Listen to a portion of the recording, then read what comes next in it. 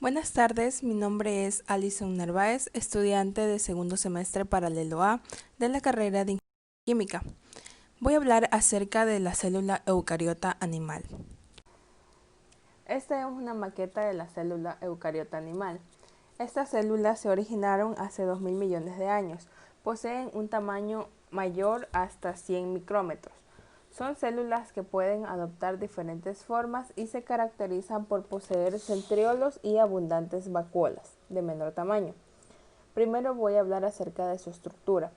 Está conformado por la membrana plasmática, el citoplasma y el citoesqueleto. La membrana plasmática protege a la célula y brinda soporte estructural. Tiene varias funciones. Una de ellas es el transporte de nutrientes dentro de la célula y otra es el transporte de sustancias tóxicas fuera de la célula. La membrana plasmática tiene proteínas que le permiten interactuar con otras células. El citoplasma es el líquido gelatinoso que llena el interior de una célula, compuesto por agua, sales y diversas moléculas orgánicas. Su función es albergar los orgánulos celulares y contribuir al movimiento de estos. El citoesqueleto. El citoesqueleto es una estructura celular compuesta por filamentos dispersos por el citoplasma. Se lo define como el esqueleto de la célula. Permite el movimiento celular y sin el citoesqueleto la célula se rompería, puesto que la membrana básicamente es una lámina de grasa. Ahora voy a hablar acerca de los orgánulos celulares. El núcleo es una estructura membranosa. Su función es mantener la integridad de estos genes y controlar las actividades celulares regulando la expresión genética. Contiene la mayor parte del material genético celular organizado en varias moléculas extraordinariamente largas y lineales de ADN. La principal estructura que contribuye el núcleo es la membrana o envoltura nuclear, que presenta una estructura basada en una doble membrana. Las funciones de esta envoltura son separar el citoplasma del nucleoplasma y mantener separados los procesos metabólicos de ambos medios. Regula el intercambio de sustancias a través de poros y la lámina nuclear. Permite la unión con fibras de ADN para formar los cromosomas. El nucleolo es una estructura esférica sin membrana que se visualiza en la célula en interfase. Está formado por ARN y proteínas. Su función fundamental consiste en ser una fábrica de ARN ribosomial imprescindible para la formación de ribosomas.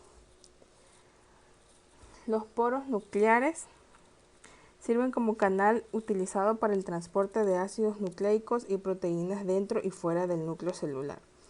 Dentro de la membrana nuclear de la célula hay pequeños orificios o poros que permiten un transporte muy selectivo de ácidos nucleicos y proteínas dentro y fuera del núcleo celular. Dentro del núcleo encontramos el nucleoplasma y la cromatina. El nucleoplasma es un medio acuoso que permite las reacciones químicas propias del metabolismo del núcleo.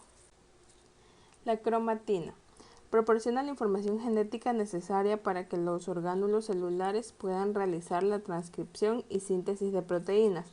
También conservan y transmiten la información genética contenida en el ADN, duplicando el ADN en la reproducción celular. El aparato de Golgi ayuda en la fabricación y empaquetamiento de las proteínas y los lípidos.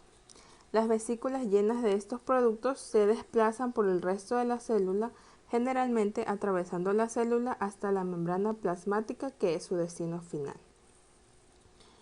Los centriolos. Los centriolos se encuentran en los centromas. Su función es dirigir el ensamblaje de los microtúbulos, participando en la organización celular, formación y función de flagelos, cilios y división celular. Los lisosomas son orgánulos relativamente grandes, contienen enzimas hidrolíticas y proteolíticas encargadas de degradar material intracelular de origen externo o interno que llegan a ellos, es decir, se encargan de la digestión celular. Las vacuolas son lisosomas especializados. Su función es manejar los productos de desecho. Esto significa que pueden deshacerse de los residuos. Otra función es deshacerse de las toxinas dañinas, borrando el espacio extracelular de las toxinas dañinas poniéndolas en la celda de transformación para la conversión química en compuestos más seguros. Los peroxisomas, una de sus funciones principales es romper los ácidos grasos de cadenas muy largas mediante un proceso conocido como beta-oxidación. Las mitocondrias. Su principal función es la oxidación de metabolitos y la obtención de ATP mediante la fosforilación oxidativa que es dependiente de la cadena transportadora de electrones.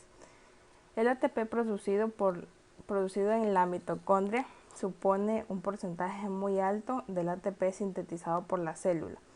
También sirve de almacén de porcentaje muy alto del ATP sintetizado por la célula. También sirven de almacén de sustancias como iones, agua y algunas partículas como el resto de virus y proteínas. El retículo endoplasmático puede ser liso o rugoso y en general su función es producir proteínas para que el resto de la célula pueda funcionar. El retículo endoplasmático liso carece de ribosomas y ayuda a sintetizar y concentrar las diversas sustancias que necesita la célula. Está involucrado en una serie de importantes procesos celulares: la depuración de sustancias penetrantes, como la función del hígado, la síntesis de lípidos, la desfosforilación de la glucosa 6-fosfato y el actuar como reservorio intracelular del calcio. El retículo endoplasmático rugoso contiene ribosomas, que son pequeños y redondos orgánulos, cuya función es fabricar estas proteínas. Participa en la síntesis de todas las proteínas que deben empacarse o trasladarse a la membrana plasmática o de la membrana de algún orgánulo. También lleva a cabo modificaciones posttraduccionales de estas proteínas, entre ellas sulfonación, plegamiento y glicosilación. Los ribosomas. Un ribosoma es una partícula celular hecha de ARN y proteína que sirve como el sitio para la síntesis de proteínas en la célula. Son una parte de la fábrica de generación de proteínas en la célula. El propio ribosoma es una estructura de dos subunidades que se une al ARN mensajero. Esta estructura actúa como una estación de acoplamiento para la transferencia de ARN que contiene el aminoácido que pasará a formar parte de la cadena polipeptídica en crecimiento, que a la larga se convierte en una proteína. Bueno, y esto sería todo sobre la estructura y los orgánulos de la célula eucariota animal. Gracias.